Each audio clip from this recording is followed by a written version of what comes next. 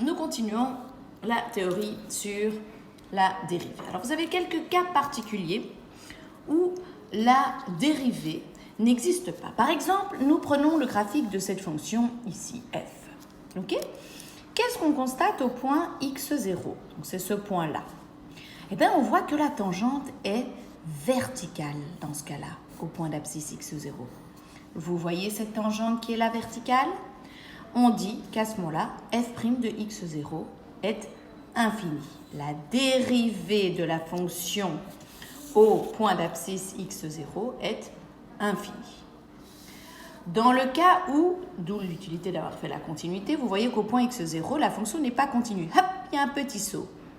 Et bien dans ce cas-là, on dit que la dérivée au point x0 n'existe pas, parce qu'en fait, on ne sait pas dessiner une tangente. La tangente au point d'abscisse x0 n'existe pas. Et donc, du coup, la dérivée n'existe pas non plus.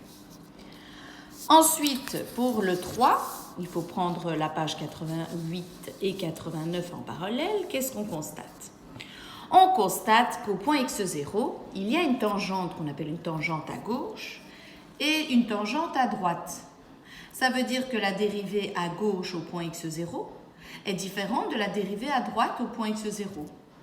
Eh bien, la dérivée à droite, celle-ci, donc la pente de ma tangente qui est à droite, n'est pas égale à la dérivée à gauche, qu'on note comme ceci, avec un petit moins, la dérivée de ma fonction à gauche au point x0. Eh bien, du coup, si la dérivée à gauche n'est pas égale à la dérivée à droite, eh bien, de toute façon, on dit que la f' de x0 n'existe pas dans ce cas-là. D'accord ? Puisque, quand je regarde mon dessin, la tangente à droite n'est pas la même que la tangente à gauche. Tandis que dans le quatrième dessin, attention, cette fonction, elle, son domaine de définition, c'est de x0 à plus l'infini. Donc, il n'y a qu'une seule tangente à dessiner, c'est la tangente à droite. Et donc, dans ce cas-là, la fonction qui a une seule tangente à droite, et bien donc, on peut dire que f' de ma fonction au point x0 existe parce qu'elle est uniquement égale à la dérivée à droite au point x0 parce qu'il n'y a qu'une tangente et que je ne peux pas en dessiner une autre puisque la fonction à gauche de x0 n'existe pas. En gros, tout ça pour vous dire qu'au final, une fonction va être dérivable en un point d'abscisse x0 si et seulement si f' de x0 existe et est finie. Ça veut dire quoi ? Qu'en fait, on va pouvoir dire que dans certains cas, une fonction, il y a certains points de ma fonction ici, eh bien, la fonction ne va pas pouvoir être dérivable.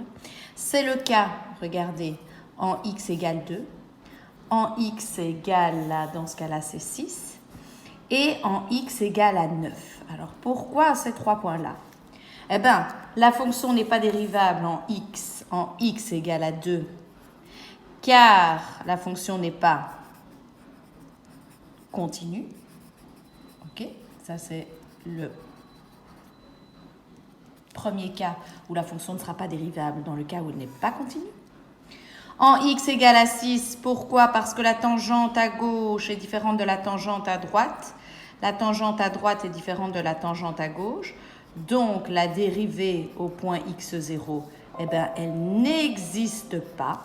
C'est ce que je viens de vous dire. Et elle n'est pas dérivable non plus au point d'abscisse x égale à 9. Pourquoi ? Ben regardez, si je trace ma tangente au point d'abscisse 9, elle est là la tangente. Qu'est-ce qu'elle est ?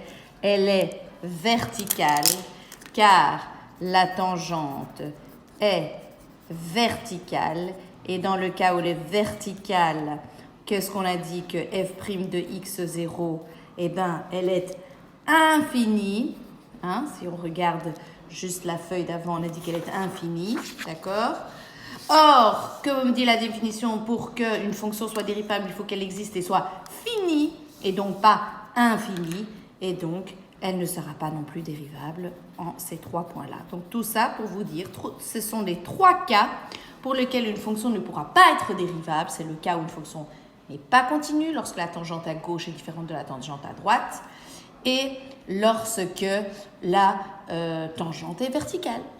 Voilà, ça c'est le point suivant.